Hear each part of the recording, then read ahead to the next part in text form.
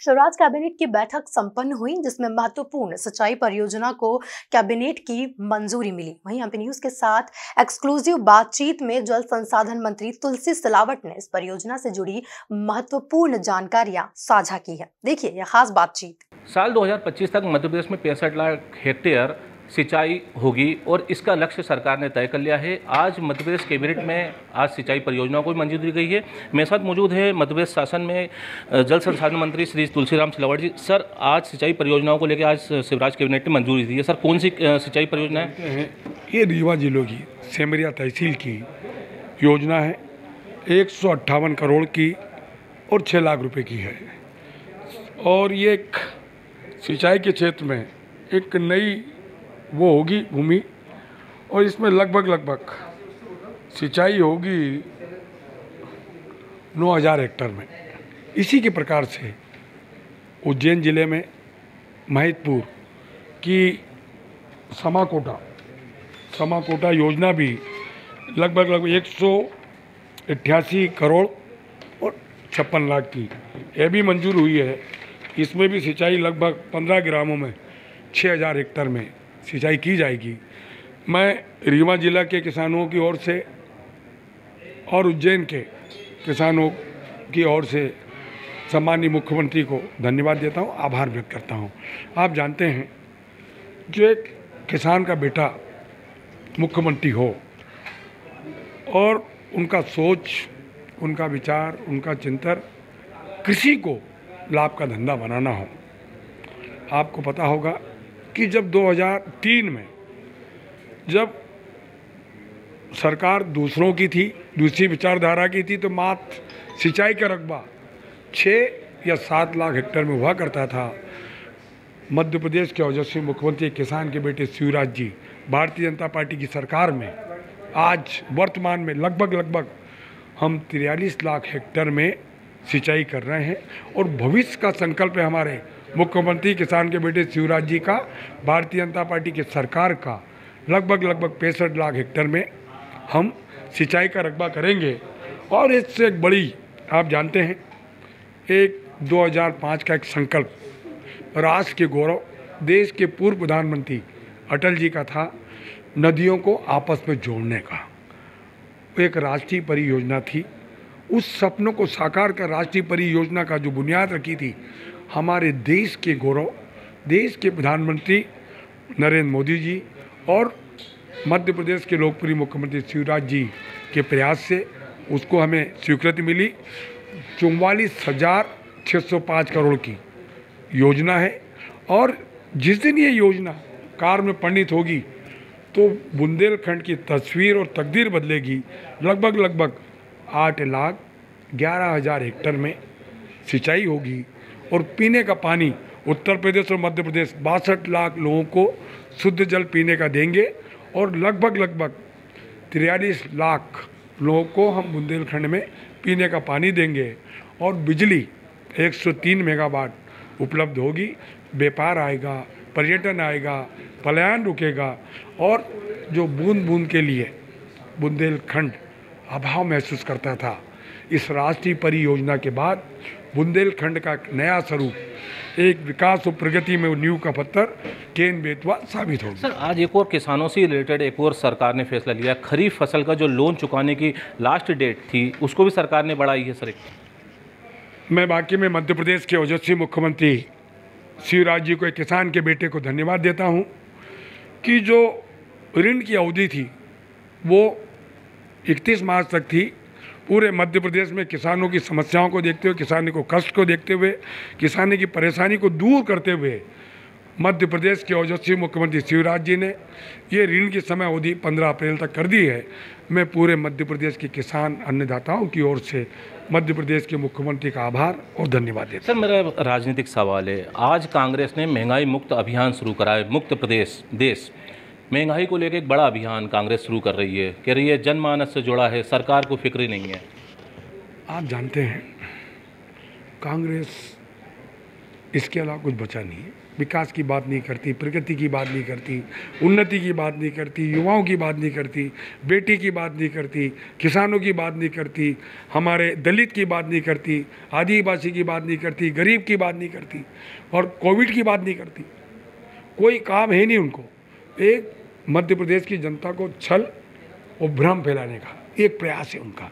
आप जानते हैं देश के प्रधानमंत्री नरेंद्र मोदी जी ने जब इस एक विपत्ति आई थी, एक आपदा आई थी, एक संकट मध्य प्रदेश में नहीं, देश में नहीं, पूरे विश्व में कोविड का हुआ था, उस संकट के दौर को भी मध्य प्रदेश की भारतीय जनता पार्टी की सरकार और देश की भारतीय जनता पार्टी की सरकार, हमारा शीर्ष नेतृत्व देश के प्रधानमंत्री जी के नेतृत्व में इस संकट का, इस आपदा का, इस विपत्ति का हमने सामना किया। आपको याद है प्रथम लहर जो आई थी उसका सामना किया, पर द्वितीय लहर आई थी। कई हमसे बिछड़े हैं, कोई किसी की बेटी चली गई, किसी की माँ चली गई, किसी का पिता चला गया, किसी का पुत्र चला गया। उस समय कांग्रेस कहाँ थी? उस समय देश की डबल इंजन की सरकार, देश के प्रधानमंत्री जी ने इस संकट का बड़े उससे सामना किया। मैं आपसे पूछता हूँ, आज हर वो सारी सुविधाएं कोविड में हमारी बेटी को, हमारी बहन को, हमारी माँ को, चाहे ऑक्सीजन से लेकर, हमारे वैक्सीन से लेकर, रेमडेसिविर से लेकर, मेडिसिन से लेकर, वो सारी सुविधाएं या पलंग को लेकर सारी सुविधा देने का प्रयास किया। मैं आपसे पूछता हूँ, जो हमने द्वितीय लहर को जो एक गंभीरता से देखा है, आज द्वितीय लहर आई थी, कभी टीकाकरण और वैक्सीन नहीं होता तो आज देश का क्या होता, प्रदेश का क्या होता, इस संकट का सामना। लेकिन बार बार विपक्ष कह रहा था कि यूपी चुनाव जैसे ही होंगे वैसे ही पेट्रोल डीजल के रेट बढ़ने लग जाएंगे, सरकार का कंट्रोल खत्म हो जाएगा। आप जानते हैं पूरे देश में देशवासियों ने, जो पूरे भारतवर्ष का सबसे बड़ा प्रांत उत्तर प्रदेश, फिर से देश की जनता ने उत्तर प्रदेश की, चाहे अपने उत्तराखंड की, चारों प्रांतों में सरकार बनी है भारतीय जनता पार्टी की सरकार, और हमारा शीर्ष नेतृत्व मोदी जी पे विश्वास किया, योगी जी पे विश्वास किया, भारतीय जनता पार्टी पे विश्वास किया, उनकी कार्य करने की शैली पे विश्वास किया, उनके प्रयास का विश्वास किया, और प्रांत और देश भारतीय जनता पार्टी की केंद्र की सरकार देश के ओजस्वी प्रधानमंत्री नरेंद्र मोदी जी के हाथों में सुरक्षित है। ये सबको पता हो गया। अब ये तो कांग्रेस के पास कोई काम नहीं बचा है। सर आप इंदौर से आते हैं, ग्लोबल इन्वेस्टर समिट होने वाली है नवंबर में। सर आपको लगता नहीं है मालवा में और भी औद्योगिक निवेश होना चाहिए? देखो, विकास और प्रगति के लिए ऐसे आयोजन निरंतर होते रहना चाहिए। जब कोई चिंतन हो, कोई मंथन हो, उससे अमृत निकलता है। ये मीट होगी तो इंदौर का ही फायदा होगा।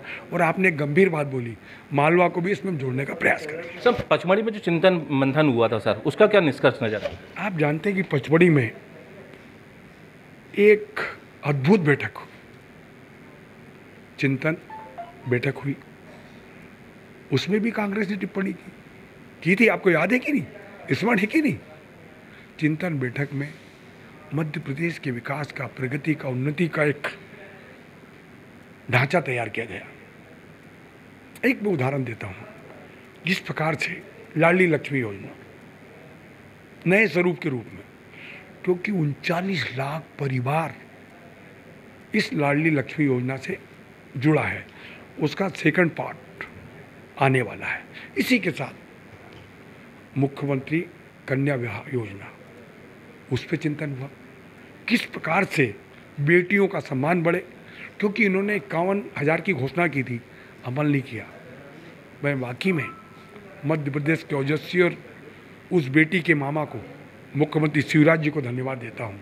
उस कमेटी का मेरे पास थी, उसको बढ़ाकर 51 से बढ़ा के 55,000 रुपये कर दिया, और एक समिति बना दी, प्रभारी मंत्री से लेकर सारी सामग्रियाँ व्यवस्थित हो, और 21 अप्रैल को पूरे मध्य प्रदेश में ब्लॉक स्तर पर, पंचायत स्तर पर, जिला स्तर पर मुख्यमंत्री कन्या विवाह किया जाएगा।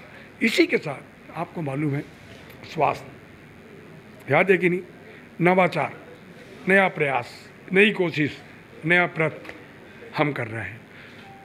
कि एक मुख्यमंत्री संजीवनी क्लिनिक बड़े बड़े शहरों में हम प्रारंभ करेंगे। हर वार्ड से लेकर हमारी कोशिश है कि पंचायत स्तर पर ये स्वास्थ्य की सुविधाएं, डॉक्टर मिले, एनएम मिले, स्टाफ नर्स मिले और निःशुल्क कई जांचें हम करेंगे और कई बड़े अस्पतालों को सुपर स्पेशलिस्ट को उन्नयन करेंगे।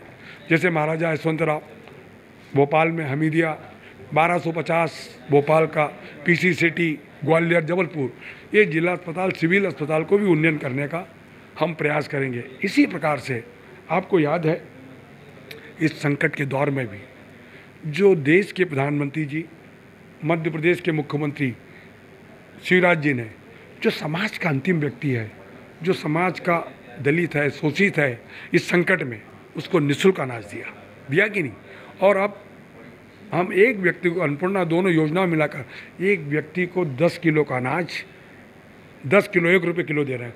हम अन्नदाताओं से लेते हैं 25 रुपये किलो और इन गरीबों को 1 रुपये किलो में दे रहे हैं। ये काम करना गलत है क्या?